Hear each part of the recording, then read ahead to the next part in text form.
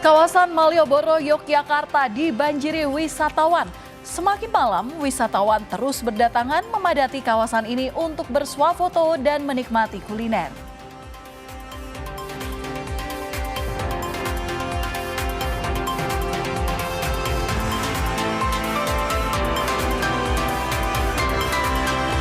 Teka-teki kasus kematian dosen Untak Semarang, Dwi Nandalinsya Levi, terkuak. Perwira polisi ditetapkan tersangka atas dugaan kelalaian.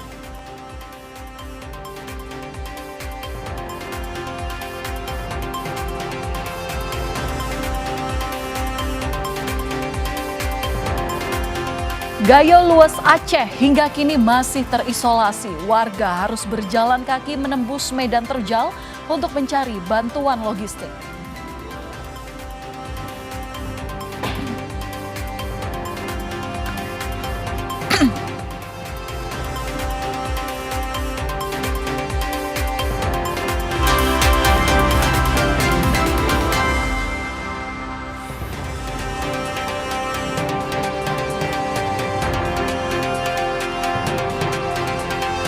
Halo saudara, selamat malam. Apa kabar Anda hari ini? Selain 3 berita utama tadi, kami juga memiliki sejumlah informasi menarik lainnya yang patut Anda simak malam hari ini di Kompas Malam. Bersama saya, Valentina Sitorus. Kita ke informasi pertama, saudara, teka-teki kasus kematian dosen Untak Semarang, Dwi Nandalinsya Levi, terkuak. Perwira polisi ditetapkan sebagai tersangka. Penetapan tersangka mengacu pada dugaan unsur kelalaian AKBP Basuki yang menyebabkan kematian korban di kamar hotel pada November lalu. Selain jerat pidana, AKBP Basuki disanksi pemberhentian tidak dengan hormat oleh Propam Polda Jawa Tengah.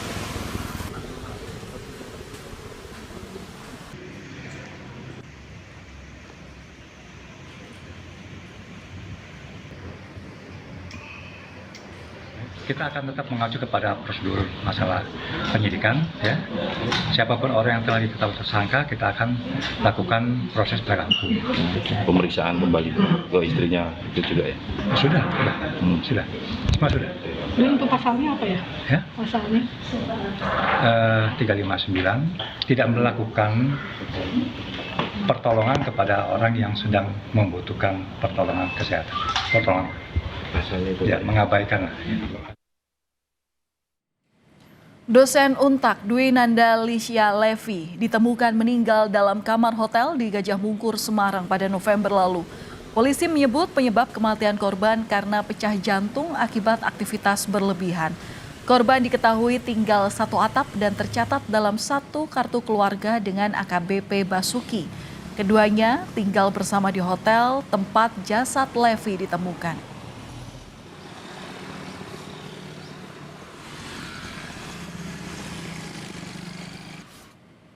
Kita beralih ke informasi lain, saudara. Arus lalu lintas jalur arteri Karawang ramai kendaraan pemudik Nataru dari Jakarta arah Jawa Tengah.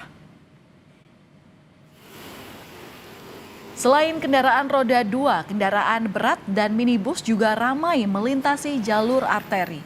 Kendaraan dari arah Jakarta menuju Pantura Cirebon, Jawa Barat dan Jawa Tengah ini diprediksi jumlah kendaraannya akan terus meningkat hingga sehari sebelum Natal.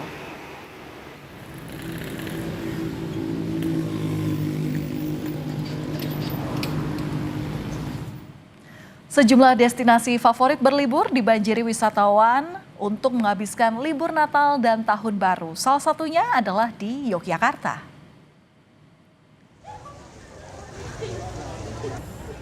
Kawasan Jalan Malioboro masih menjadi magnet bagi wisatawan yang berlibur ke Yogyakarta.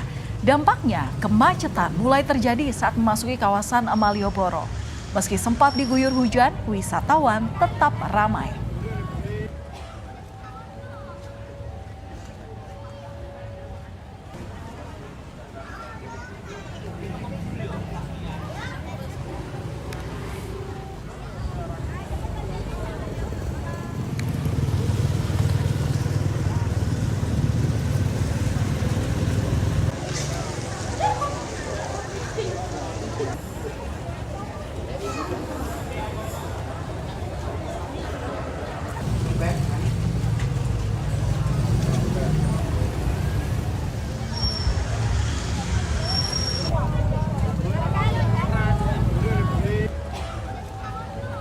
Informasi selengkapnya mengenai liburan Natal dan Tahun Baru di Yogyakarta kita akan tanyakan langsung kepada jurnalis Kompas TV Michael Aryawan. Michael, selamat malam. Bagaimana situasi liburan di Yogyakarta? Mana saja titik yang jadi destinasi favorit wisatawan? Selamat malam Valen dan saudara. Kawasan Malioboro pasti masih menjadi magnet wisatawan yang berkunjung ke Yogyakarta, termasuk untuk mereka yang datang di masa libur Natal dan Tahun Baru kali ini. Nah, di sepanjang Malioboro ini memang banyak hal-hal baru yang bisa dinikmati wisatawan, mulai dari sesi foto, kemudian ada beberapa spot di teras Malioboro 1 dan teras Malioboro 2 yang menjajakan oleh-oleh khas Yogyakarta. Nah, selain itu, Valen, jika Anda menanyakan apa yang bisa dikunjungi di Malioboro selain di Yogyakarta selain di Malioboro, tentunya ada kawasan utara di mana ada Gunung Merapi dengan objek wisata Kaliurang dan banyak sekali objek wisata baru yang bertebaran di sepanjang lereng Merapi. Kemudian di daerah selatan ada di pesisir pantai selatan mulai dari Kulon Progo, Bantul dan Gunung Kidul yang juga banyak sekali destinasi wisata baru yang dibuka pada momen libur Natal dan Tahun Baru pada kali ini. Nah, pengunjung yang datang ke Yogyakarta atau baru akan datang ke Yogyakarta bisa mereferensikan beberapa destinasi wisata di sana untuk rujukan mereka berkunjung, bisa juga untuk mengajak saudara-saudaranya bermain ke daerah itu. Nah, kemudian terkait dengan lalu lintas yang paling banyak kemacetan memang terjadi di area kawasan kota Yogyakarta. Demikian, Valen. Baik, kalau di sana itu ada hiburan apa saja sih di Malioboro? Karena kan memang kalau kita lihat kulineran memang ada di sepanjang jalan. Tapi kalau hiburan tersendiri disiapkan nggak oleh pemerintah Provinsi Daerah Istimewa Yogyakarta dalam menyambut para wisatawan? Ya, untuk destinasi wisata yang menyiapkan liburan, hampir seluruhnya sudah menyiapkan diri dengan ciri khasan mereka masing-masing.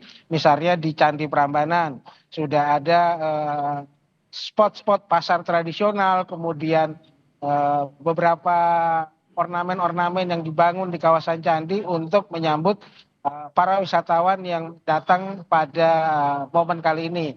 Kemudian di Merapi ada beberapa museum baru yang dibuka, belum ada beberapa bulan ini dibuka dan juga siap menyambut para wisatawan. Nah, sementara kalau di kota Yogyakarta paling meriah nanti di malam tahun baru karena ada beberapa hotel yang sudah menjanjikan akan menggelar pesta kembang api. Nah, itu di kawasan Tugu dan juga di kawasan Malioboro. Sementara untuk titik nol di kawasan Malioboro juga nanti akan menjadi tempat pesta kembang api di Yogyakarta.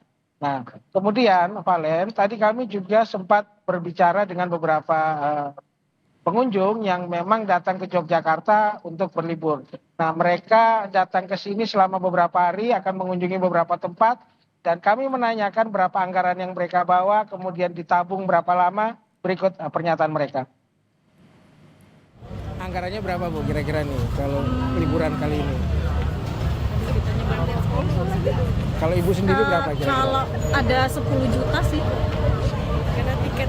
Berarti harus nabung apa gimana? Nabung. Jadi saya nabung itu 1 tahun untuk.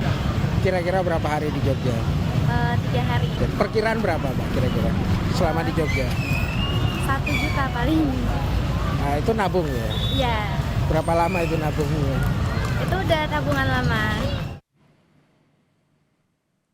Ya, demikian tadi Valen pertanyaan kami ke beberapa pengunjung di Malioboro. Kembali ke Anda. Baik, semakin ramai Malioboro, semakin ramai dan membuat saya kangen untuk pulang ke Jogja. Baik, terima kasih atas laporan Anda. Jurnalis Kompas TV Michael Aryawan langsung dari Malioboro, Yogyakarta.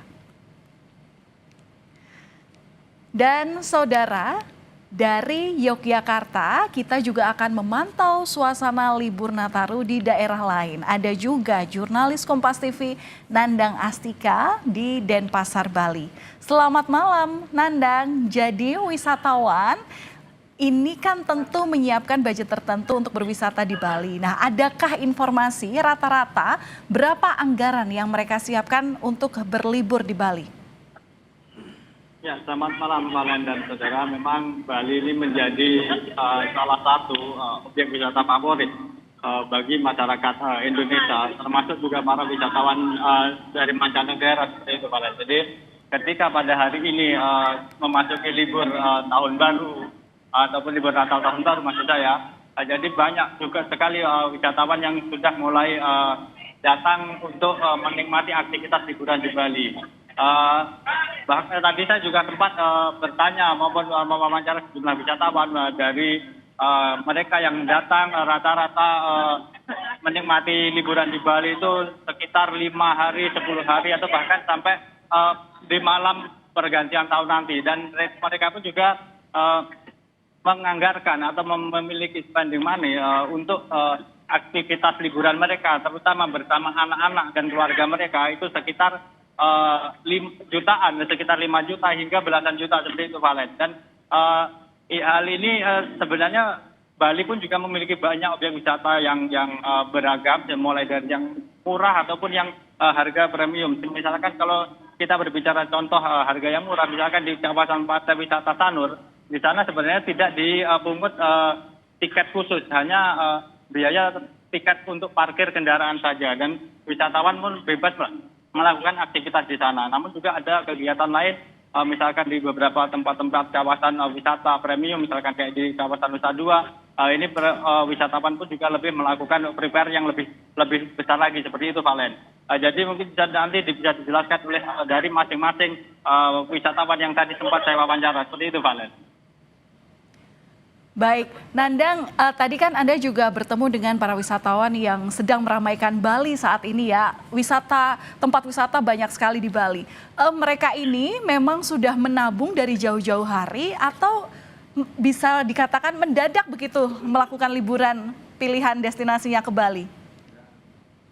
Ya, Valen, dari sejumlah wisatawan yang sempat saya tanyakan langsung kepada mereka, rata-rata mereka sudah memang mempersiapkan jauh hari sebelumnya. Bahkan ada juga wisatawan yang sebenarnya sudah mempersiapkan dari awal, tapi informasi mengenai bencana kemarin sempat membuat mereka ragu untuk datang ke Bali. Namun setelah dipastikan lagi dengan kondisi-kondisi terbaru atau terupdate yang ada di Bali, mereka akhirnya memutuskan untuk datang kembali melakukan liburan, datang ke Bali untuk melakukan liburan bersama keluarga. Seperti itu, Pak. Baik, di mana saja tempat favorit destinasi wisata di Bali? Mungkin Anda juga bisa ceritakan langsung. Anda tadi juga sempat wawancara pasti ya dengan mereka. Bagaimana antusiasnya mereka liburan ke sana? Ya, memang wisatawan lebih senang kalau datang ke Bali, mereka lebih memilih datang ke pantai seperti itu. Jadi alasan memilih pantai karena aktivitas gelombang yang ada di pantai-pantai Bali itu gelombangnya relatif tenang. Jadi ketika mereka pun membiarkan anak-anak mereka untuk bermain air, mereka pun merasa aman seperti itu. Dan ini ada juga dari wisatawan-wisatawan yang juga memilih ke daerah persawahan, misalkan semacam kayak di Ubud atau di Tegalalang, kemudian ada juga di Jatim. Dan berikut adalah kutipan wawancara dari sejumlah pengunjung yang datang di Pantai Sanur tadi, Valen. Bersama keluarga, biasanya tiap tahun sih kita sering ke Bali, cari tempat-tempat wisata yang baru. Menurut saya penting banget, karena kan kita banyak kesibukan masing-masing, orang tua, anak-anak juga sekolah, jadi waktu liburan ini benar dibikin quality time yang bisa bareng-bareng, bisa main-main bareng kayak gitu. Spend money-nya berapa ya? 15-an juta ya. Oke, jadi selama 1 minggu itu gitu. Ya. Kalau biasanya sih kalau kita budgetnya untuk makan biasanya pasti di atas 500.000 ya. Ya tergantung kita berada di objek wisata di mana. Nah, biasanya saya rata-rata habisnya sekitar 5 ya, sekitar 5 juta. Jadi kurang lebih sekitar hampir 10 hari lah kurang lebih. Ya memang kita ada budgetnya ya, budget untuk anak-anak di semesteran biasanya seperti itu. setiap libur semesteran. Buat liburan bersama keluarga, dan biasanya kita sesaat sebelum peak season. Makanya kemarin waktu baru teman adik-adik anak-anak terima raport, kita langsung berangkat. Jadi kita booking kurang lebih di bulan Oktober. Di bulan Oktober harga tentunya sudah masuk ke peak season. Jadi karena rapotan sekolah itu kurang lebih hari Jumat kemarin, nah mulai Jumat itu sudah masuk ke peak season untuk harga-harga hotel maupun kalau pesawat jauh-jauh hari masih harga normal, tapi hotel udah peak season. Ya itu tadi Valen, jadi beberapa wisatawan yang mengatakan berkunjung ke Bali dengan sejumlah ataupun dengan spending money yang mereka bawa untuk berlibur bersama anak-anak dan keluarga mereka. Valen. Baik, terima kasih atas laporan Anda. Jurnalis Kompas TV Nandang Astika langsung dari Sanur, Bali. Saudara, Kota Bandung ini masih menjadi salah satu destinasi favorit untuk menghabiskan waktu libur Natal dan Tahun Baru. Lantas seperti apa suasananya? Dan berikut laporan jurnalis Kompas TV Mita Handayani dan juru kamera Reza Pratama. Saudara, Kota Bandung seakan tidak pernah habis untuk dikunjungi para wisatawan karena memang Kota Bandung selalu menjadi salah satu tujuan wisata di kala libur panjang. Nah, di momen libur Natal dan Tahun Baru ini, Kota Bandung ini banyak didatangi para wisatawan, terutama yang dari Jakarta karena memangnya jaraknya tidak terlalu jauh. Bisa ditempuh hanya 3 jam melalui tol Cipularang. Dan saat ini saya sedang berada di daerah Terminal Ledeng, karena memang Terminal Ledeng ini adalah jaraknya dekat dengan Lembang. Dan sekarang saya akan berbincang dengan salah satu wisatawan yang sudah menghabiskan waktu di Kota Bandung. Halo, selamat malam Mas. Malam. Namanya siapa nih Mas? Namanya Hari. Nah, Mas Hari, ini kan tadi sempat mengatakan ini sedang liburan di Kota Bandung. Memang Mas Hari ini asalnya dari mana? Kalau saya kebetulan dari Pandeglang, Banten, Mbak. Jadi ke Bandung ini memang pertama memang ada kerjaan ya. Terus yang keduanya silaturahmi dengan orang tua, nenek, terus yang ketiganya sambil jalan-jalan begitu. Oke. Nah, kurang lebih menghabiskan waktu berapa lama nih di Kota Bandung? Kalau saya kemarin sih dari hari apa ya? Dari hari Minggu, mungkin Minggu pagi di sini. Dari Minggu pagi. Iya. Akan sampai kapan nih di Kota Bandung? Mungkin malam ini kita mau pulang dulu Mbak ke Banten gitu. Ini kan menghabiskan waktu di Kota Bandung 2 hari. Ada budget yang dipersiapkan nggak sih untuk bermain di Kota Bandung? Ya mungkin kalau untuk budget tergantung kita dengan siapa mungkin Mbak ya. Kalau saya sih memang dengan keluarga mungkin di kisaran 5 jutaan mungkin cukup untuk 2 hari di Bandung begitu. Untuk apa aja nih? Untuk bensin, untuk kulineran, oleh-oleh mungkin? Ya. Kalau bensin udah pasti Mbak ya, bensin lalu kita juga kan kulineran di sini 2 hari kan lumayan juga. Jadi oleh-oleh udah pasti wajib dibawa untuk orang Banten di sana, orang Pandeglang Banten begitu. Udah beli oleh-oleh apa nih buat keluarga di Banten? Nah kalau biasanya kalau di sini ada tahu sutra, tempe goreng sih biasanya, lalu ada cuanki apa ya, cuanki kemasan instan begitu Mbak. Jadi untuk diseduh di Pandeglang gitu. Oke, iya. Terima kasih Mas Hari sudah berbincang dengan kami.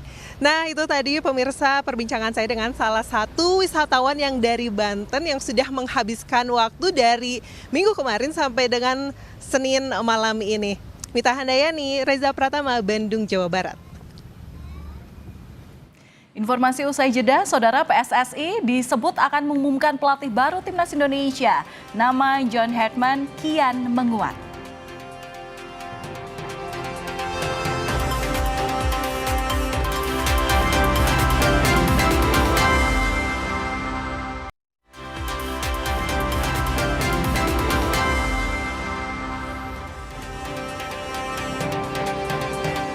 Pada segmen ini kami hadirkan informasi dari dunia olahraga untuk Anda, Saudara, di mana PSSI ini disebut akan segera mengumumkan pelatih baru Timnas Indonesia menggantikan Patrick Kluivert. Segudang pengalaman dan prestasi saat menukangi Timnas membuat nama John Hartman semakin menguat menjadi juru taktik Timnas Indonesia.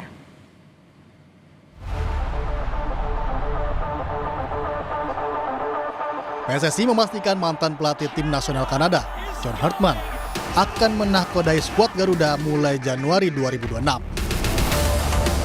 Dikutip dari Kompas ID edisi 20 Desember 2025, anggota Komite Eksekutif PSSI, Ahmad Riyad, membenarkan kabar tersebut.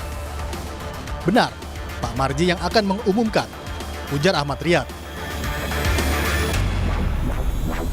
Publik sepak bola tanah air kini menaruh harapan besar kepada sosok Hartman. Tangan dingin Hartman diharapkan memperbaiki prestasi Timnas Indonesia. Rekam jejak Hartman tak bisa dipandang sebelah mata.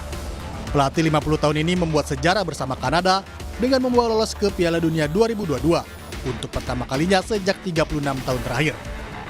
Hartman juga membawa tim sepak bola putri Kanada meraih 2 medali perunggu di Olimpiade London 2012 dan Rio de Janeiro 2016. Ia juga mengantarkan timnas wanita Selandia Baru tampil di Piala Dunia Wanita edisi 2007 dan 2011. Pelatih berpaspor Inggris ini mengutamakan hasil sehingga selalu menerapkan taktik fleksibel di antara 3-4-3 dan 3-5-2. Formasi ini sangat dipahami pemain timnas Indonesia karena pernah diterapkan saat diasuh Shin Tae-yong. Selain itu, pelatih berlisensi UEFA Pro ini juga dinilai bisa menguasai ruang ganti tim. Pengaruh Hartman dinilai bisa menjaga kondusivitas internal tim. Namun Hartman juga memiliki kekurangan yang perlu dipelajari jika nanti ia menahkodai timnas Indonesia. Hartman belum memiliki pengalaman bersaing di Asia. Jika jadi ditunjuk oleh PSSI, Hartman akan jadi pelatih berkebangsaan Inggris kedua yang menangani timnas Indonesia. Sebelumnya Indonesia juga pernah dilatih pelatih asal Inggris, yakni Peter Witt pada 2004-2007. Kini publik sudah tak sabar menanti pengumuman dari PSSI tentang nahkoda baru Timnas Indonesia. Nama John Hartman menguat dan dikabarkan PSSI akan segera mengumumkan pelatih baru Timnas Indonesia ini. Dan untuk membahasnya, kita telah bersama analis sepak bola Firzi Idris. Selamat malam, Bung Firzi. Apa kabar? Ya, malam Mbak Valen. Baik. Semoga semua baik-baik juga. Amin, semoga semua baik-baik. Salam olahraga. Ya. Nama John Hartman ini semakin menguat dan kabarnya akan segera diumumkan. Menurut analisa Anda, bagaimana sosok John Hartman ini? Ya, menarik ya kalau kita melihat rekam jejaknya dan apa yang telah dia lalui di sepak bola ya, terutama dari region CONCACAF di Kanada, tapi juga apa yang dia lakukan di Inggris dan juga dia kabarnya juga pernah berlatih di Brazil juga ya. Jadi dia ada banyak rekam jejak di berbagai benua, tapi tentu Asia adalah tantangan baru bagi dirinya. Dan yang menarik memang sekarang ini kita kebalikannya dari ketika menunjuk Coach Patrick Kluivert, ketika dulu Coach Patrick Kluivert datang dengan reputasi mentereng sebagai pemain ya, dengan catatan kurang baik sebagai pelatih. Sekarang kita doing the opposite, di mana Hartman catatannya sebagai pemain hampir tidak ada, tapi sebagai pelatih dia punya rekam jejak fantastis bersama Kanada, timnas Kanada dan juga New Zealand ya, baik putra dan putri timnas Kanada, dan seorang yang lay down groundwork untuk kultur sepak bola di Kanada. Jadi dan dia juga adalah seorang intelektual ya, dia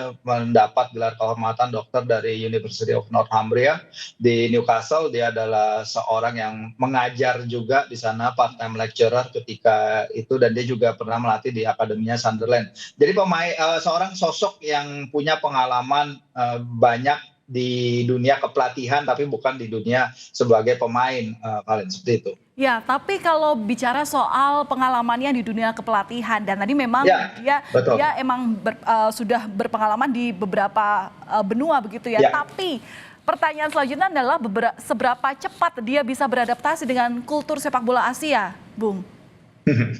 Iya, kultur sepak bola Asia, dan kita juga harus tahu sebenarnya ini seperti apa yang dia alami ketika di Kanada dulu ya. Di Kanada karena ketika itu tim Kanada itu terbagi-bagi juga ya seperti kita, dalam artian bahwa ada pemain-pemain dengan background Karibia, ada background Amerika, ada background Eropa, dan ketika itu dia menggabungkan culture, dia menciptakan suatu culture yang membuat para pemain itu berjalan dalam satu rel untuk menuju kesuksesan mereka akhirnya lolos ke Piala Dunia setelah 36 tahun. Dan itu kan mirip dengan apa yang kita punya sekarang ya, kita punya pemain dengan latar belakang culture bermain Eropa, ada yang bermain di Amerika Serikat, ada yang bermain di Inggris, ada yang bermain di tentu saja di Liga Indonesia. Jadi sangat beragam sekali, dan kalau memang kita kan di sini masih dalam proses ya, dalam menentukan seperti apa sih culture sepak bola kita, seperti apa sih cara bermain yang kita inginkan. Dan itu yang juga sempat saya tanyakan ke Alexander Zwiers dalam sesi press conference ketika Pak Erik menjelaskan alasan memecat Patrick Kluivert. Dan ketika itu saya tanya seperti apa sih pelatih yang sebenarnya cocok untuk kita, apakah kita balik ke pakem 3-4-3 atau 3-4-2-1 defense counter seperti era Coach Shin, atau kita stay di jalur 4-2-3-1 di era Coach Patrick Kluivert. Dan ketika itu memang emang Zwiers mengatakan bahwa sebenarnya formasi tidak terlalu penting, yang penting adalah para pemain ini bisa menjalankan, bisa mengerti apa yang diperlukan membela timnas Indonesia, fighting spirit, agresivitas, identitas kebanggaan sebagai warga Indonesia. Nah itu yang ditekankan oleh Zwiers ketika itu. Tapi sekarang kita lihat kalau dalam formasi, kayaknya si Herman ini memang cocok ya sebenarnya dengan formasi 3 back, di mana itu harus menjadi tulang punggung kesuksesan kita di kualifikasi Piala Dunia ya. Dan ini yang tapi Herman itu tidak terpaku ke dalam formasi itu saja, Valen, karena dia juga bisa bermain menggunakan sistem 4-back, 4-4-2. Ketika timnas Kanada lolos ke Piala Dunia 2022, mereka lolos dengan formasi 3-back, tapi 2 pertandingan pertama di Piala Dunia mereka memakai formasi 4-back. Jadi ada fleksibilitas di situ yang penting juga untuk timnas kita, karena kita punya beberapa pemain yang bisa bermain di beberapa posisi dan beberapa peran di lapangan. Seperti itu, Valen. Ya, tapi kalau selain melatih timnas, ini Herman juga memiliki track record dalam pengembangan potensi pemain. Nah, apa ini juga yang dilirik oleh PSSI karena bersifat menguntungkan? Ya, ini yang menarik ya, karena track record dia kan tadi juga disebut bahwa dia akan melatih timnas U23. Selama ini dari beberapa roadmap dan blueprint PSSI yang pernah saya lihat, itu memang tahapannya itu selalu kita sebelum bermain di Piala Dunia, tim U23 kita itu harus lebih dulu bermain di Olimpiade. Dan itu kayaknya masih akan berlanjut sampai nanti ya kalau kita lihat track recordnya ya. Dan di sini jelas tidak ada pemisahan antara pelatih senior dan timnas U23. Kalau menurut berita yang tadi ya di artikel di Kompas ID tadi. Sehingga ini bisa seperti Vietnam bersama Kim Sang-sik, di mana pelatih senior melatih juga timnas U23. There's no problem with that, malah sangat bagus. Akan ada pathway yang jelas bagaimana pemain-pemain dari timnas U23 mungkin dapat kesempatan ke tim senior, dan juga sebaliknya kalau ada turnamen U23 dibutuhkan mereka bisa turun lagi. Ini sangat-sangat bagus menurut saya, dan agenda kita padat ya tahun depan, termasuk di senior terutama ya. Ini yang harus kita perhatikan bagaimana ke depannya Herman ini membagi load kerjanya, terutama dengan ini tadi ya, bagaimana membentuk suatu culture identitas permainan yang baru yang sedang kita bangun di timnas Indonesia. Iya, jadi penasaran sebenarnya kesepakatan apa yang kira-kira dibuat John Herman dan juga PSSI. Tapi kelihatan ini bakal kita obrolin di lain waktu, karena sampai sekarang memang belum fix diumumkan apakah memang resmi menjadi pelatih timnas Indonesia. Dan ini nanti akan membuat kita bertemu lagi di lain waktu. Terima kasih sudah berbagi informasi bersama kami di Kompas Malam Kompas TV. Analis sepak bola Bung Firzi Idris. Salam olahraga, salam sehat selalu. Salam olahraga, Valen, terima kasih. Saudara, kami akan kembali usai jeda. Informasi mengenai memasuki libur Nataru, ruas tol Cikampek Utama menuju Jawa Tengah masih lengang.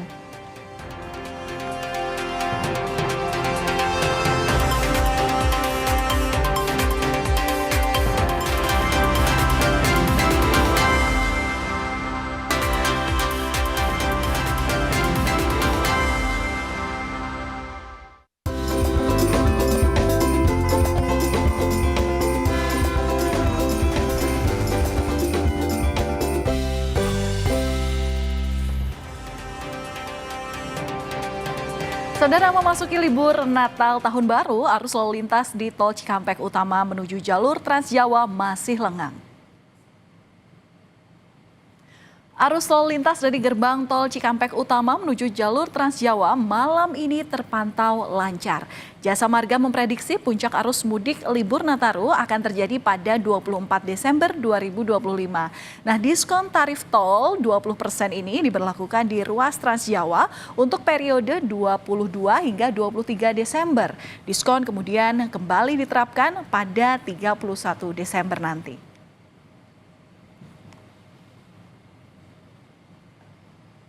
Dan untuk mengetahui kondisi terkini libur Nataru, kita sudah terhubung dengan jurnalis Kompas TV Jihan Jufri dan juru kamera Ian Faris, serta Bondan Wicaksono di Tol Cikatama, kemudian di gerbang tol exit Pasteur, Bandung, Jawa Barat, ada jurnalis Kompas TV Ahmad Fadilah, dan kemudian di Pelabuhan Merak, Banten ada Eril Wiranata. Kita ke Jihan terlebih dahulu. Jihan, selamat malam.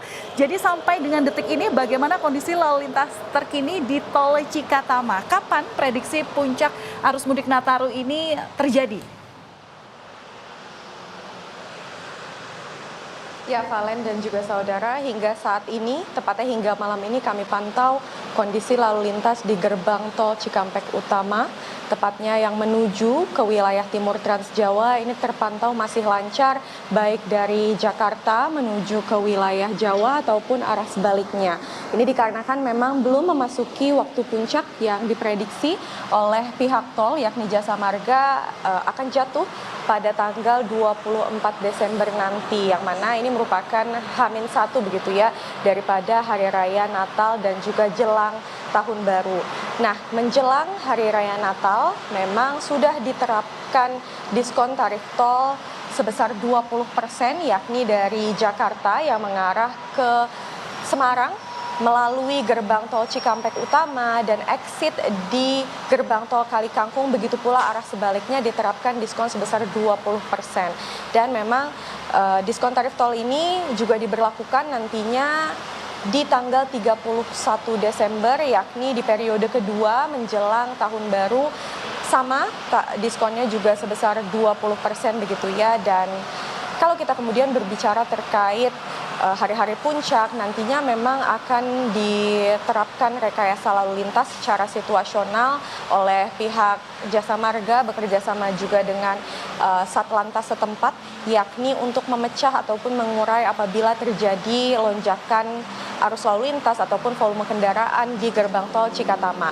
Dan nantinya rekayasa lalu lintas yang akan diterapkan adalah berupa kontraflow. Selain kontraflow juga akan ada penempatan petugas-petugas di titik-titik yang biasanya padat seperti jelang gerbang tol, lalu juga di memasuki area ataupun wilayah rest area, dan juga di sejumlah bahu jalan begitu ya, yang mana ini memang masih kami pantau sampai saat ini kondisinya lengang.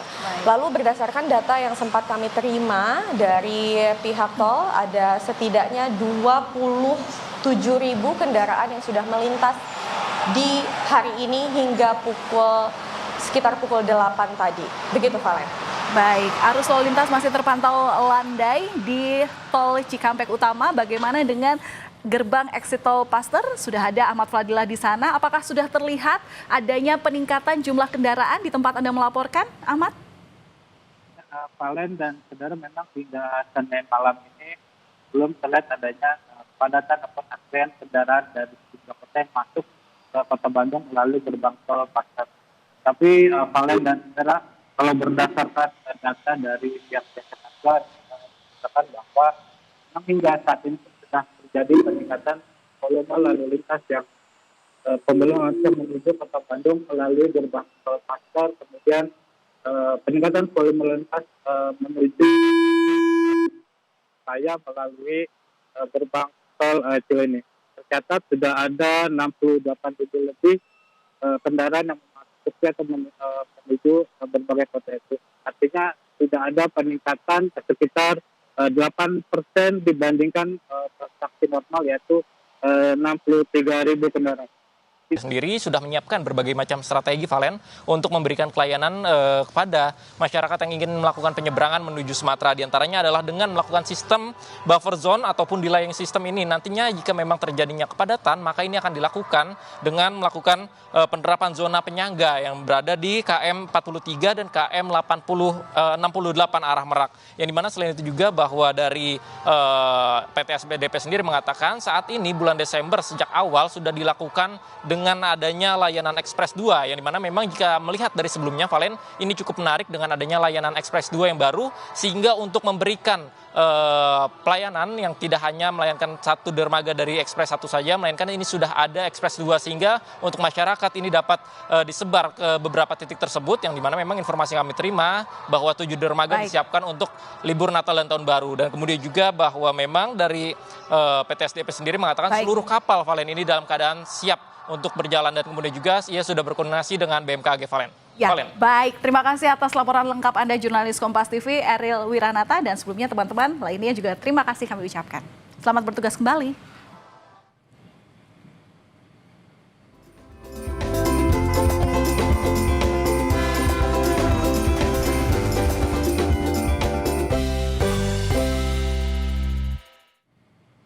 Informasi usai jeda, KPK geledah ruang kerja di kantor Bupati Bekasi. Informasi selengkapnya kami hadirkan hanya di Kompas Malam.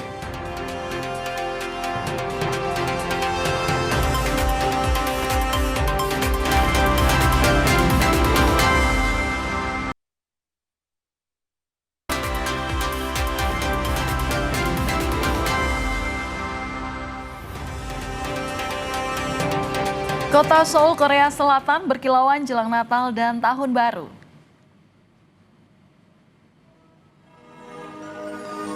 Winter Festa 2025 mengubah ruang-ruang publik di Seoul menjadi pasar Natal dan festival cahaya. Selain mendapat pengalaman cahaya imersif, pengunjung juga bisa menikmati suasana taman tepi Sungai Han dengan stand-stand bertema liburan musim dingin.